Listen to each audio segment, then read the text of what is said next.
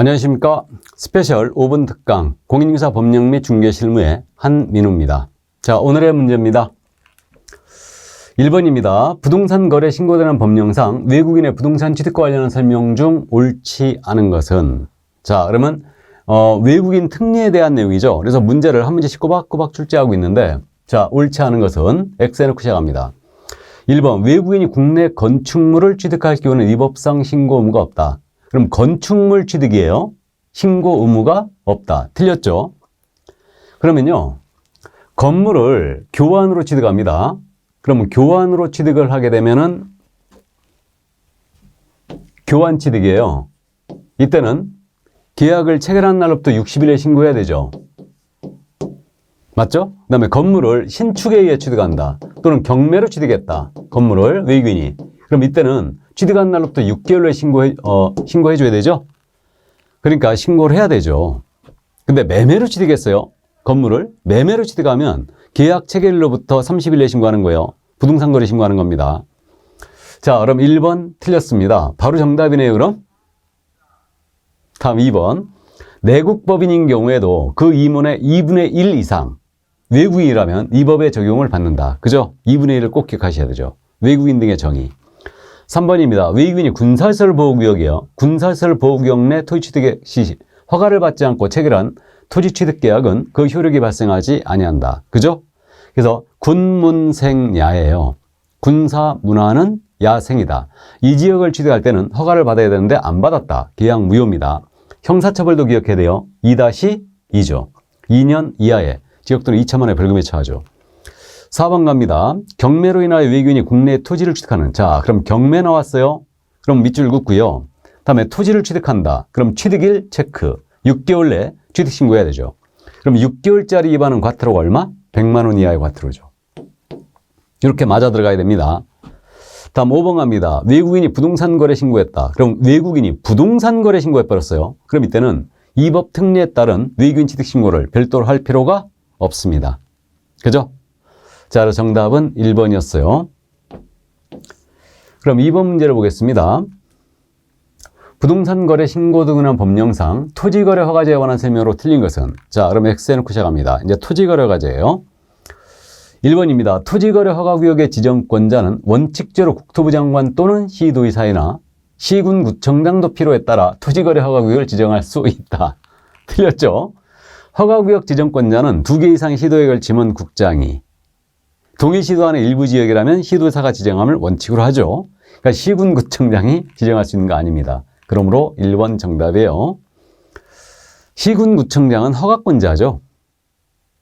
자, 그래서 1번 정답 됐고요. 2번입니다. 허가구역 지정은 허가구역을 지정을 공고한 날로부터 5일 후에 효력이 발생한다. 아주 문제를 잘 내주니까 지정 공고한 날로부터 5일 후에요. 그래서 이제 이 점을 꼭 이해해 두시고 맞습니다. 3번 허가구역 내에서 일정 면적을 초과하는 토지에 대한 유상의 지상권 설정 계약을 하고자 하는 자는 허가를 받아야 한다.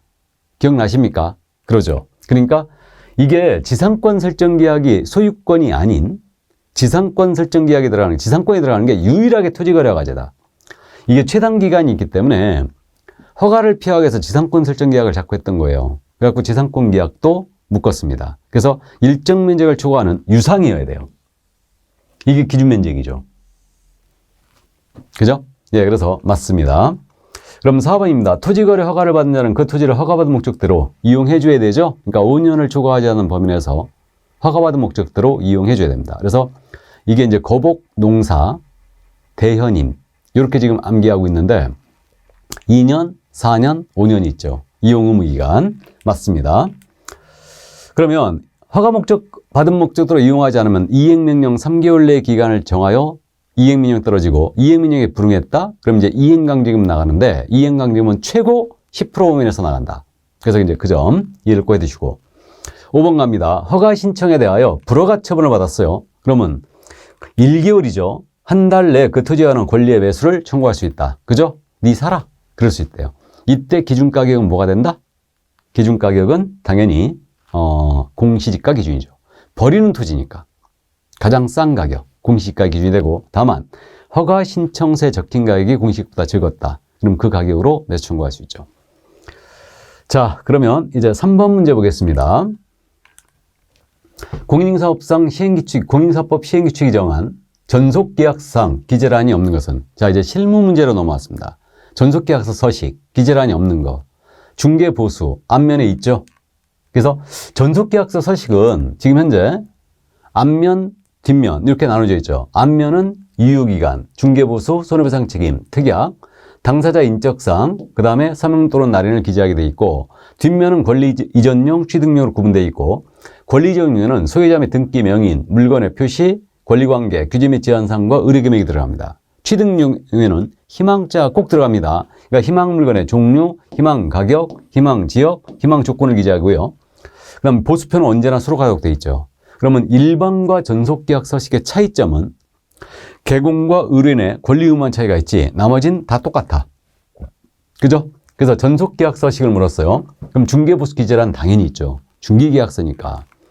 그 다음에 유효기한 쓰는 난도 있죠. 3개월을 원칙으로 하고 당사약정을 변경할 수 있고. 그 다음에 경비실 등의 유무. 이건 기재란이 없죠. 그래서 3번 정답됐고, 은행융자 권리금 제세공과금 기재하게 돼 있죠. 자, 그래서 맞고요. 군법상 규제 및 제한사항도 당연히 기재사항이 맞습니다. 그러니까 규제 및 제한사항 기재하게 돼 있죠. 그래서 기재사항 맞아요. 그러니까 정답은 3번이었습니다. 자, 그래서 5번 특강 오늘은 여기까지 합니다. 다음 시간에 건강한 모습으로 뵙도록 하겠습니다. 수고하셨습니다.